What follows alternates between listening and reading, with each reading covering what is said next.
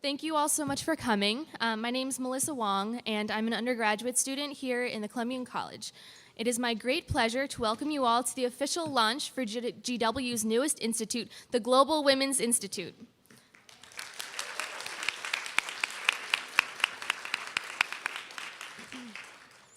Over the course of my undergraduate career, I have learned the importance of advocating for women's issues firsthand. I am one of the co-presidents of GlobeMed at GW, a student-run nonprofit that advocates for public health equity. Through partnerships with grassroots organizations, we work with groups in Rwanda and Southeast DC to support women with a variety of needs, from maternal health to substance abuse. Gender equality and women's empowerment lie at the core of both experiences, and I'm thrilled to see such an initiative to bring these issues to light. I'm extremely excited about the Global Women's Institute and the opportunities it provides for students and student organizations alike. While the Institute will hold fantastic events related to gender equality, such as the upcoming 16 days of activism against gender violence, it will also act as a powerful tool for students, faculty, and administrators to come together on global women's issues. The Institute will highlight a wealth of ongoing student work for gender issues. For instance, Matt Scott from GW Men of Strength will be speaking tomorrow on the Institute's panel on masculinity. On Thursday, various student organizations such as Ahimsa, Feminist Majority Leadership Alliance, Voices for Choices, Lambda Pi Chi, and Students Against Sexual Assault will participate in the Student Day of Activism. With such strong support from the student body in the early stages of the Institute's development, I believe that the Institute will become an integral part of the GW student experience.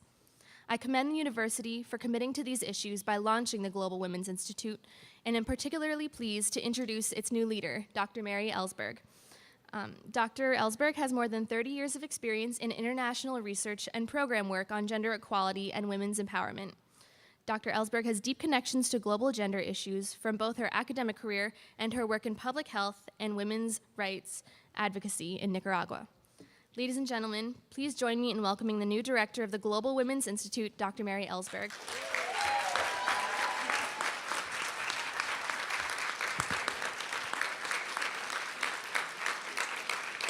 Thank you, Melissa. And thank you to all of you for coming today to help us celebrate the launch of the Global Women's Institute at GW. So many of you played such an important role in the creation of the Institute, and we're delighted to be able to share this moment with you. I'd also like to acknowledge our team, Sherlyn Simmons, Chelsea Ullman, and Isabella Mancia, who have worked so tirelessly together with the entire, and I mean the entire external relations team, to make this event possible. The purpose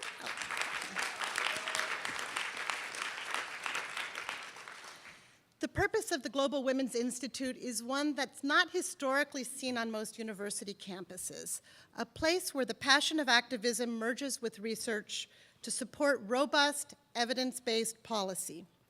GWI provides a space for scholars to turn their knowledge and commitment into action. GW has a long tradition of empowering students with a commitment of changing the world. Faculty at the university also have a stellar reputation of elevating their research not only to shine a light on emerging issues, but also to provide solutions in the form of public policy. It is on this fertile ground that GWI proudly takes root. By coming together as researchers, activists, students, and community members, we forge a powerful force for ending discrimination and empowering women and girls across the globe. I'm proud to lead this new and exciting institute, which builds on already existing GW programs to support and improve the lives of women and girls. As part of our launch, and as Melissa mentioned, GWI is hosting a series of public events from November 25th to December 10th to honor the 16 days of activism against gender violence. The United Nations estimates that 1 out of every 3 women around the world will be beaten, raped, or otherwise abused during her lifetime.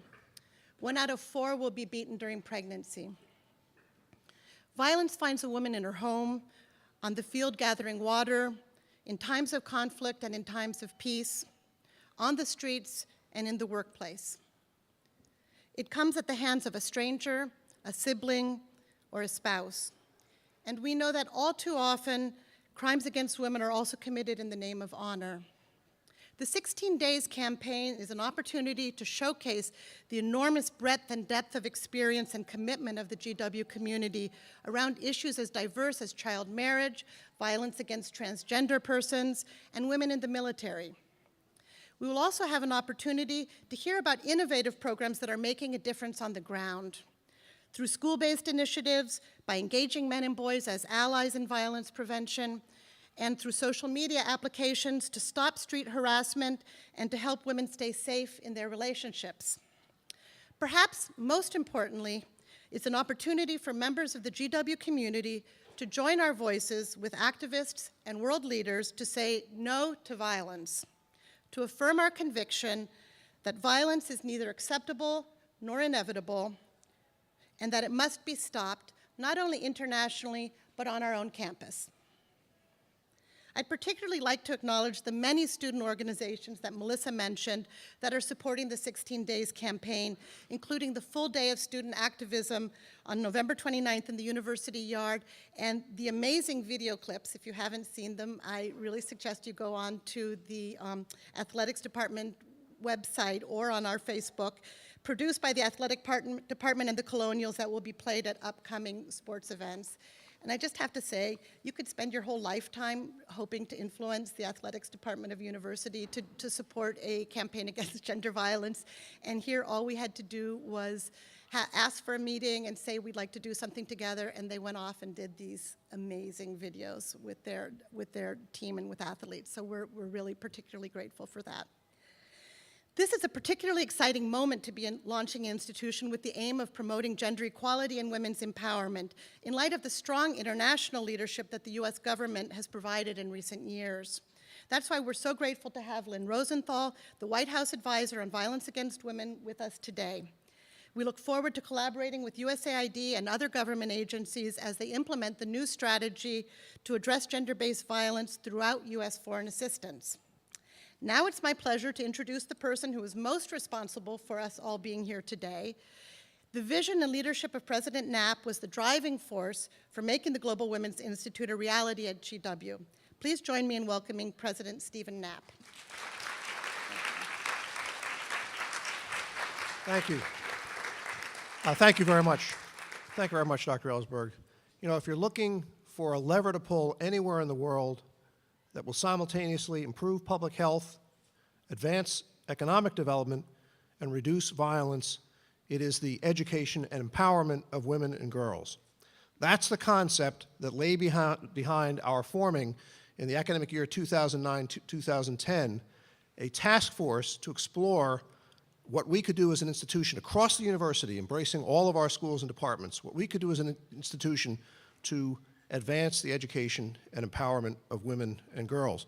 I want to thank Dr. Leo Chalupa, who has convened a number of task forces on these interdisciplinary problems that really can only be solved or addressed if we bring together the resources of all the intellectual disciplines of the university rather than the focus of a particular department. And above all, I want to thank Professor Barbara Miller, who is here with us today, who not only chaired the task force, but then went on to chair the search committee that led to, I think, what is a tremendous achievement of this university, which is to attract someone of the experience, the depth of experience, and insight into these issues that is embodied by the person you just heard, Dr. Mary Ellsberg. And Mary, we're delighted to have you with us as a member of our university community.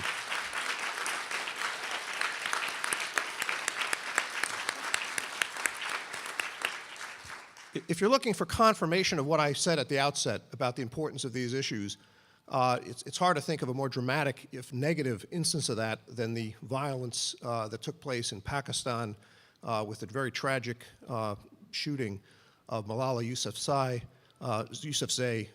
just in our very recent past. What that tells us is this is an issue that is an urgent international issue that really needs to be addressed.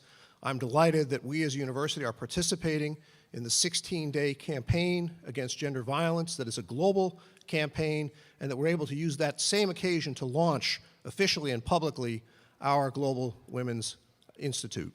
It's now my pleasure to introduce our next speaker, and you've already heard her mentioned, and we're very honored to have her here with us this morning. Lynn Rosenthal serves as the White House advisor on violence against women. She was previously the executive director of the National Network to End Domestic Violence and played a major advocacy role in the reauthorization of the Violence Against Women Act in 2000 and again in 2005. She was also the director of the Florida Coalition Against Domestic Violence and executive director of the New Mexico Coalition Against Domestic Violence. Earlier this fall, I had the opportunity to hear her current boss, President Obama, give what I thought was perhaps the finest single address I heard him give, certainly the most passionate and heartfelt. And this was an address about the very issues that we're focusing on here this morning and will be throughout this 16-day period. And while there's no question that President Obama was personally the source of that speech, I have no doubt that his views on this issue, and indeed part of the content of the policies the White House is adopting in this area, are in no small measure due to the advice and counsel and advocacy of our next speaker. Ladies and gentlemen, please join me in welcoming Lynn Rosenthal.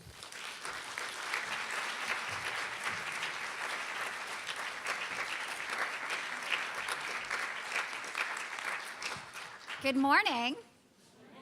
What an exciting day. President Knapp, Mary Ellsberg, faculty, students, and all of our distinguished guests here this morning, I'm honored to join you for the launch and the celebration of the Global Women's Institute. Yes, another round.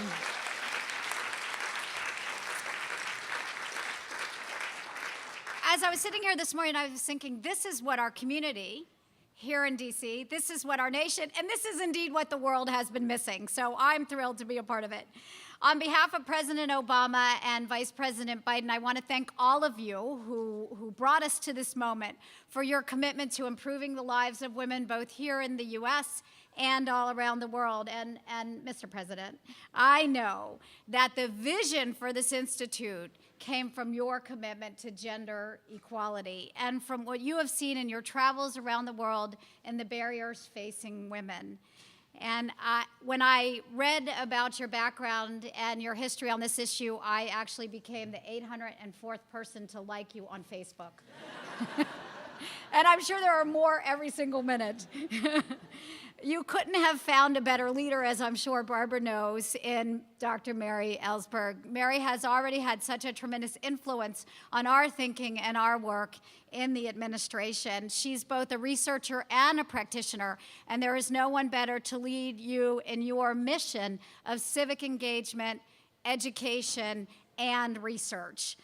So Mary, we're delighted to collaborate closely with you. We're looking forward to working with all of you.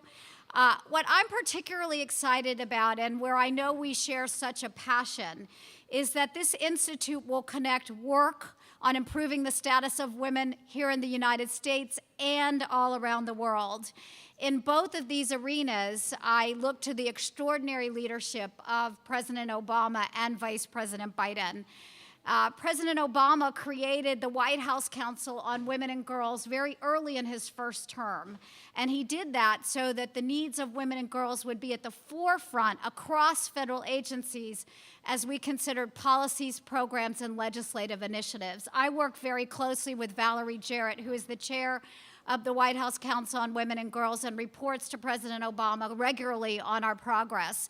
The White House Council on Women and Girls also embeds this work within the federal agencies, and so it will live beyond this administration. And of course, as you know, I also work directly with Vice President Biden, who was the author and champion of the Violence Against Women Act. And the Vice President has been examining this issue of violence against women and what it means to the status of women since the early 1990s. He often tells the story of being the chair of the Senate Judiciary Committee and feeling like he understood crime, that he was one of the nation's experts in crime, until he saw a report that showed the high rates of violence that women were experiencing. And he said, we as a nation need to understand more about this type of crime and this type of violence. And so he began holding hearings. Women came to the U.S. Congress and told stories that had never been told before in the halls of the Congress. They told their stories of rape and battering and stalking and violence, of fear and of terror at the hands of husbands, husbands and boyfriends and ex-husbands and strangers and acquaintances. The stories went on. And at that time, then Senator Biden said, we as a nation need to take this problem on, square on. And he wrote the Violence Against Women Act to do just that. And in large part, it's been extraordinarily successful. Since the passage of the Violence Against Women Act, annual rates of domestic violence, the number of violent acts committed each year, have decreased by more than 60%. It's a major success. But still, we know that our shelters are full here in this country. Our hotlines are ringing. And for every woman who has come forward, there are thousands more who need our help here and around the world. So when I started at the White House in 2009, the Vice President asked me to look at the data, to understand the problem as it exists almost 2 decades later, after the passage of the Violence Against Women Act. What does it look like here in this country? And 3 pieces of information stood out to us. The first is that 3 women a day are still killed in the U.S. as a result of domestic violence. And I have to acknowledge Jackie Campbell, the foremost researcher in this country in domestic violence homicides. And because of Jackie's work, we know that for every woman killed, 9 are nearly killed and would have died if they hadn't received immediate help. We also know that 18 million women in this country have been raped. 1 million women are raped every year. These statistics should shock all of us into action. And finally, we know that the vast majority of this violence occurs when women are under the age of 25, young women just starting out in life. So the Vice President created the One Is Too Many campaign to raise awareness about domestic violence, dating violence, sexual assault, and stalking, and to change social norms, to begin to really grapple with how we end this violence before it starts. But we also know that the scale of this problem around the world is even greater. We know that women experience violence both in conflict areas, but also in their day-to-day lives all around the world. And so a year ago, we released the National Action Plan on Women, Peace, and Security, and the President signed an order directing federal agencies to implement this plan. This document, this plan, the activities moving forward will fundamentally change our diplomatic, military, and development-based goals and support for women in conflict areas. It will engage women in peacemaking, because we know that just as women cannot achieve their full potential when they experience violence, nations cannot achieve their full potential if women are left behind.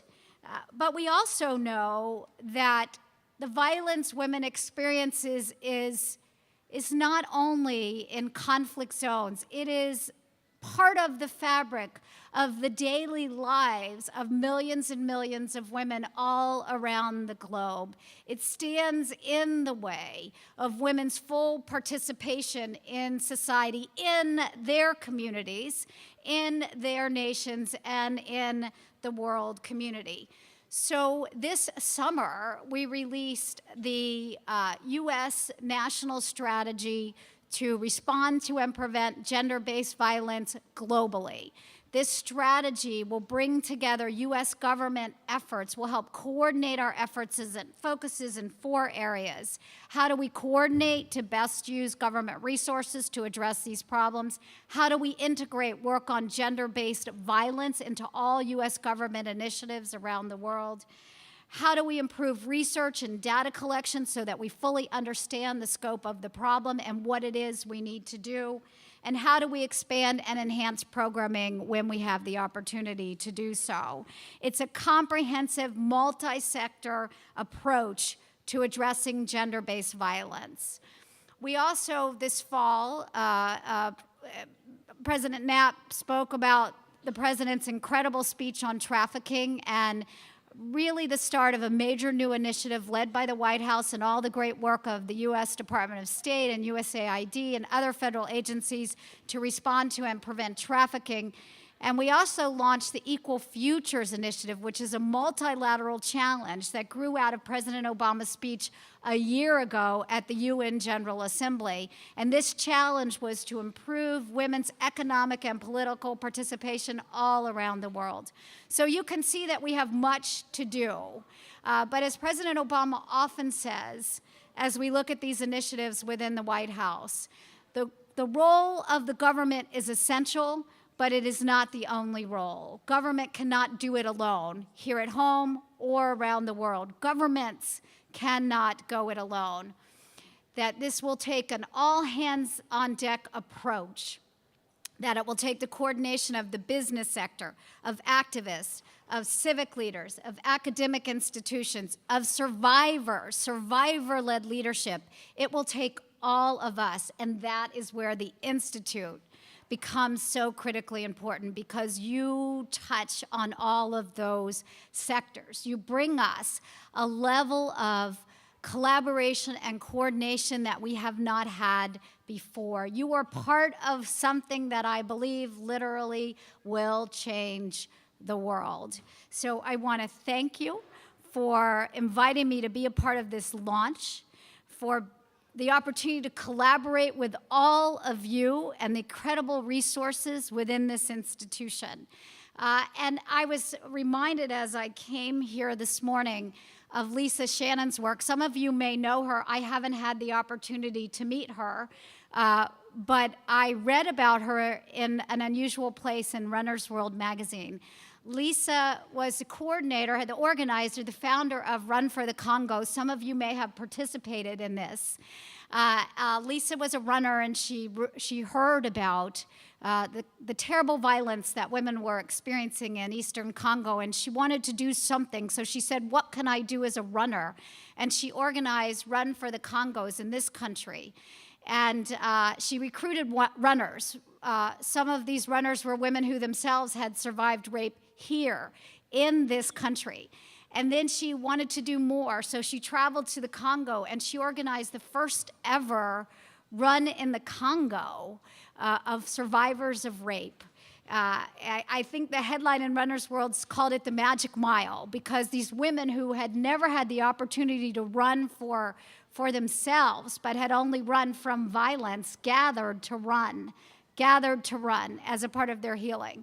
And as they were organizing the run, one of the women asked Lisa, are women raped in the United States? And Lisa said, yes, women are raped in the United States. In fact, many of the women involved in this project are themselves rape victims. And the women, the Congolese women who had been gang raped and mutilated and seen their children die, seen their entire communities devastated, said, what can we do to help? That is the spirit of the Global Women's Institute. Thank you so much.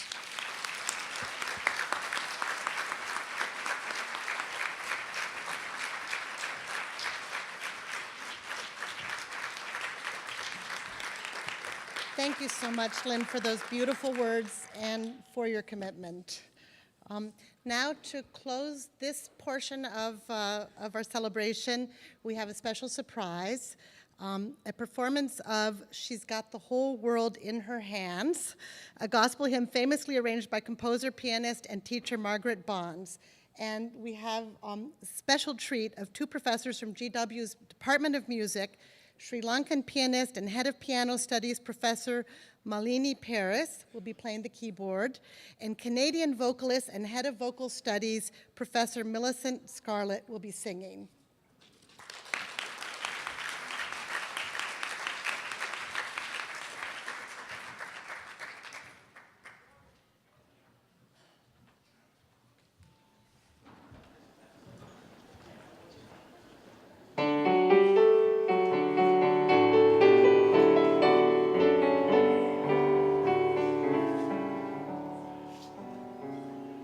She's got the whole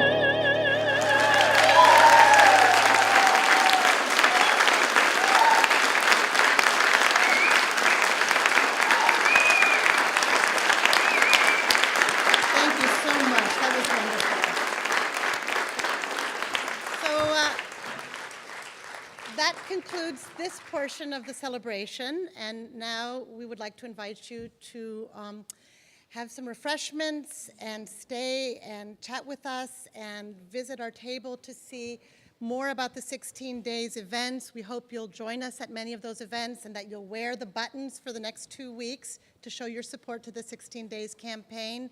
And please sign up to stay informed and involved with the Global Women's Institute. Thank you so much for coming.